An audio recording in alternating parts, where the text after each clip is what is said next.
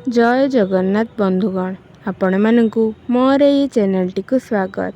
बंधुगण भगवान गणेश को एमिति कौन जिनिस अच्छी जहाँ को चढ़ाइले आमर मनस्कामना शीघ्र पूर्ण होइजिब। ता सहित आमे जानिबा भगवान गणेश को आमे केमिति पूजा करिबा एवं भगवान गणेश को कौन कौन अर्पण कले गणेशंकर कृपा आमको शीघ्र प्राप्ति हेब। ता सहित आमे जानिबा जे भगवान गणेशंक विषय रे अनेक रोचक कथा।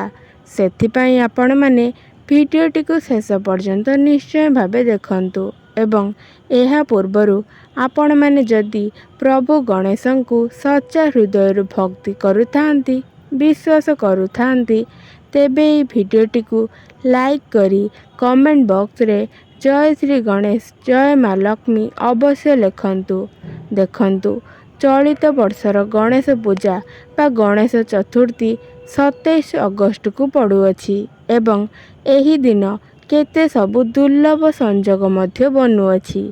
एही गणेश पूजा दिन अनेक गुड़ाए शुभ जोगर निर्माण हेबाकु जाउअछि। रिद्धि सिद्धि जोग आयुष्मान जोग महालक्ष्मी जोग एमिति 62 प्रकार शुभ जोगर निर्माण हेबाकु जाउअछि। तो एही गणेश पूजा दिन आपण केउ उपाय कले किंबा प्रभु गणेश को केउ जिनिस अर्पण कले आपणकर मनस्कामना शीघ्र पूरण हेब एवं आपणकर समस्त मनर दुख एवं कष्ट दूर हेब एवं पूरा वर्ष धनर केबे भी कमी हेब नाही। देखंतु प्रभु गणेश हेउछंती अग्रपूज्य। जेकोसी देवता आपण पूजा करंतु ना काहेकि प्रथमे आपण प्रभु गणेश को पूजा करिथांती। गणेश पूजा बिना कौनसी देवता पूजा असंपूर्ण रहे। तेबे आपण मानकु भी जानी रखिबा उचित कि प्रभु गणेश को आपण केमिति प्रसन्न करि परिबे। प्रभु गणेश को आपण कौन अर्पण करि परिबे जहाद्वारा प्रभु गणेश आपणक उपरे शीघ्र ही प्रसन्न होइजिबे। देखंतु प्रभु गणेश हेउछंती दुब प्रिय। दुब घास को आपण भगवान गणेश को चढ़ांतु। केमिति चढ़ाइबे ना केते गुड़ाए दुब संग्रह करिबे। 7 गोटी दुब को आपण गुड़ाए चढ़ेबे माने 6टी दुब थिबो आउ गोटे दुब को आपण गुड़ाई देबे माने एमिति 7 केरा दुब आपण भगवान गणेश को अर्पण करिबे। देखिबे आपणकर निश्चय भावरे मनस्कामना पूर्ण हेब। ता सहित आउ गोटे जदि आपण करिबे ताहाले आपणकर आउरी मध्य भल हेब। आपणकर बयस जहा हेब धरंतु आपणकर 25 वर्ष होइअछि। 25 केरा दुब आपण जदि भगवान गणेश को अर्पण करंती ताहाले आपणकर मनस्कामना शीघ्र ही पूर्ण हेब। ता सहित आउ कौन अर्पण करिबे गणेश पूजा दिन प्रभु गणेश हेउछंती लड्डू प्रिय मोदक प्रिय। तेणु भगवान गणेश को जेते प्रकारर लड्डू अछि ताहा राशि लड्डू हेउना काई बुंदी लड्डू हेउना काई आपण जेते लड्डू चढ़ाई पारिबे आपणक पई सेते भल रहिबो। तो आपण केते गोटी लड्डू चढ़ाइबे।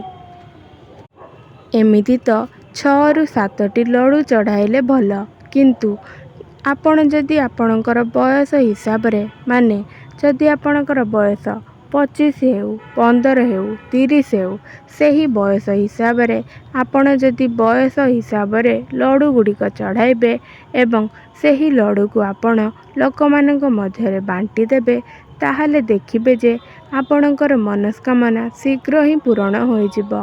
आपण जो मनस्कामना नहीं प्रभु गणेश को पूजा करुथिले ताहा निश्चय भावे शीघ्र ही पूर्ण हेब। अनेक लोक माने तो निजर खुशी पाई गणेशंकर पूजा करिथांती आराधना करिथांती किंतु आपण आपणकर मनस्कामना पाई मध्य प्रभु गणेशंकर पूजा करिपारिबे आराधना करिपारिबे।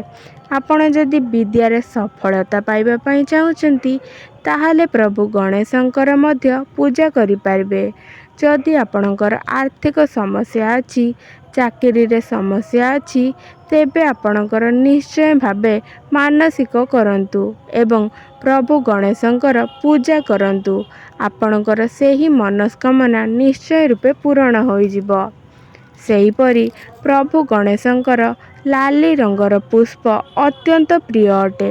ତ ଯେତେବେଳେ ଆପଣ ପ୍ରଭୁ ଗଣେଶଙ୍କର ପୂଜା କରିବେ ସେତେବେଳେ ଲାଲ ରଙ୍ଗର ଫୁଲ ଅଛି, ଯେତେ ପ୍ରକାର ଲାଲ ରଙ୍ଗର ଫୁଲ ରହିଅଛି ତାହାକୁ ଆପଣ ଭଗବାନ ଗଣେଶଙ୍କୁ ଅର୍ପଣ କରନ୍ତୁ। ଆପଣଙ୍କର ମଙ୍ଗଳ ହେବ। ସେହିପରି ଆପଣମାନେ ଯଦି ଚାହୁଁଥାନ୍ତି କି ଆପଣଙ୍କ ଜୀବନରେ ସୁଖ ସମୃଦ୍ଧି ଆସୁ, ତେଣୁ ଆପଣ ପ୍ରଭୁ ଗଣେଶଙ୍କର ପୂଜାର ସମୟରେ ପ୍ରଭୁ ଗଣେଶଙ୍କୁ ଘିଅ ଏବଂ ଗୁଡ଼ ଅର୍ପଣ କରନ୍ତୁ। ସେହିପରି ଆପଣ ଯଦି ଆପଣଙ୍କ ଜୀବନରେ ଶାନ୍ତି ଚାହୁଁଥାନ୍ତି, ତେବେ ଆପଣ ଭଗବାନ ଗଣେଶଙ୍କୁ ପାନ ଏବଂ ସୁପାରି ଅର୍ପଣ କରନ୍ତୁ। ପାନ ସୁପାରି କ'ଣ? ଏହା ହେଉଛି ଗୋଟିଏ ପାନ ପତ୍ରରେ ଚନ୍ଦନ ଲଗାଇ କରି ତା ଉପରେ ଭଙ୍ଗା ଗୁଆ, ଲବଙ୍ଗ ଏବଂ ଗୁଜୁରାତି ରଖି ତାହାକୁ ଆପଣ ଭଗବାନ ଗଣେଶଙ୍କୁ ଅର୍ପଣ କରନ୍ତୁ। ପୁଷ୍ପାଞ୍ଜଳି ପରେ ଆପଣ ଏହି ଜିନିଷକୁ କରିପାରିବେ। ଏହା କରିବା ଦ୍ୱାରା ଆପଣଙ୍କୁ ଆପଣଙ୍କ ଜୀବନରେ ଶାନ୍ତି ପ୍ରାପ୍ତି ହେବ। ସେହିପରି ଆପଣ ଯଦି ବ୍ୟବସାୟରେ ଉନ୍ନତି କରିବାକୁ ଚାହୁଁଥାନ୍ତି, ତ ଗଣେଶ ପୂଜା ସମୟରେ ଆପଣଙ୍କୁ ଯେଉଁ ଦୁବ ଅର୍ପଣ ପାଇଁ କହିଲି, ଆପଣ ଦୁବ ଅର୍ପଣ କରିପାରିବେ। ଦୁବ ଚଢ଼ାଇଲା ବେଳେ ଆପଣ ହଳଦୀ ପାଣିରେ ଦୁବକୁ ବୁଡ଼ାଇ ପ୍ରଭୁ ଗଣେଶଙ୍କୁ ଦୁବ ଅର୍ପଣ କରନ୍ତୁ। ଦେଖିବେ ଆପଣଙ୍କ ବ୍ୟବସାୟରେ ଉନ୍ନତି ହେବ, ଆପଣଙ୍କର ସଫଳତା ମିଳିବ। ପ୍ରଭୁ ଗଣେଶଙ୍କୁ ଯେଉଁ ସିନ୍ଦୁର ଲଗାଇଥିବେ, ସେହି ସିନ୍ଦୁରରେ ଆପଣ ଯଦି ଘରେ ସ୍ୱସ୍ତିକ କରନ୍ତି, ତାହେଲେ ନିଶ୍ଚୟ ଆପଣଙ୍କ ଘରେ ସୁଖ ସମୃଦ୍ଧି ବୃଦ୍ଧି ପାଇବ, ଆପଣଙ୍କର କଲ୍ୟାଣ ହେବ। ଏହି କିଛି ଭଲ ଭଲ ଉପାୟ ଆପଣ ଗଣେଶ ପୂଜା ସମୟରେ କରନ୍ତୁ। ନିଶ୍ଚୟ ଭାବେ ଆପଣଙ୍କୁ ସଫଳତା ପ୍ରାପ୍ତି ହେବ। ସେହିପରି ପ୍ରଭୁ ଗଣେଶଙ୍କର କେଉଁ ଫଳ ଅତ୍ୟନ୍ତ ପ୍ରିୟ ହୋଇଥାଏ? ଏମିତି ତ ଯେତେ ପ୍ରକାର ଫଳ ଅଛି ଆପଣ ଭୋଗ କରିପାରିବେ, କିନ୍ତୁ ଭଗବାନ ଗଣେଶଙ୍କୁ ସବୁଠାରୁ ପ୍ରିୟ ଫଳ ହେଉଛି କଦଳୀ। ତେଣୁ ଭଗବାନ ଗଣେଶଙ୍କୁ କଦଳୀର ଭୋଗ ଲଗାନ୍ତୁ। ଏହାପରେ ଯେତେବେଳେ ଗଣେଶ ପୂଜା ହୋଇଥିବ, ସେହିଦିନ ଆପଣ ଏହି ଗୋଟିଏ ମନ୍ତ୍ରକୁ 108 ଥର ଜପ କରନ୍ତୁ। ଏହାଦ୍ୱାରା ଆପଣଙ୍କର ଯାହା ବି କିଛି ଇଚ୍ଛା, ଯାହା ବି କିଛି ମନସ୍କାମନା ଥାଏ, ତାହା ପୂରଣ ହୋଇଯିବ। ସେହି ମନ୍ତ୍ରଟି ହେଉଛି ଓମ୍ ଗଣ ଗଣପତୟେ ନମଃ। ଏହି ମନ୍ତ୍ରକୁ ଆପଣ 108 ଥର ଜପ କରନ୍ତୁ। ଯେତେବେଳେ ପ୍ରଭୁ ଗଣେଶଙ୍କର ପୂଜା ଚାଲିଥିବ, ଏହି ମନ୍ତ୍ରଟିର ଜପ ଆପଣ ନିଶ୍ଚୟ ଭାବେ କରନ୍ତୁ। ଆପଣ ଗଣେଶ ପୂଜା ଦିନ ପୁରା ସ୍ୱଚ୍ଛ ବସ୍ତ୍ର ପିନ୍ଧିବା ଆବଶ୍ୟକ। ତାହା ପୁରୁଣା ହେଲେ ବି ଚଳିବ, କିନ୍ତୁ ସ୍ୱଚ୍ଛ ହୋଇଥିବା ଆବଶ୍ୟକ। ପ୍ରଭୁ ଗଣେଶଙ୍କର ପ୍ରିୟ ରଙ୍ଗ ହେଉଛି ସବୁଜ, ଲାଲ ଏବଂ ହଳଦିଆ ରଙ୍ଗ। ତେବେ ଏହି ତିନୋଟି ରଙ୍ଗର ବସ୍ତ୍ର ପିନ୍ଧିବା ପାଇଁ ଚେଷ୍ଟା କରନ୍ତୁ। ତେବେ ଗଣେଶ ପୂଜା ଦିନ ଆପଣମାନେ ଏହି ଜିନିଷ ଅର୍ପଣ କରିବା ଦ୍ୱାରା ଆପଣଙ୍କର ମନସ୍କାମନା ନିଶ୍ଚୟ ରୂପେ ପୂରଣ ହେବ। ତେବେ ବନ୍ଧୁମାନେ, ଆଶା କରୁଛି କି ଆଜିର ଭିଡ଼ିଓଟି ଆପଣମାନଙ୍କୁ ନିଶ୍ଚିତ ରୂପେ ଭଲ ଲାଗିଥିବ।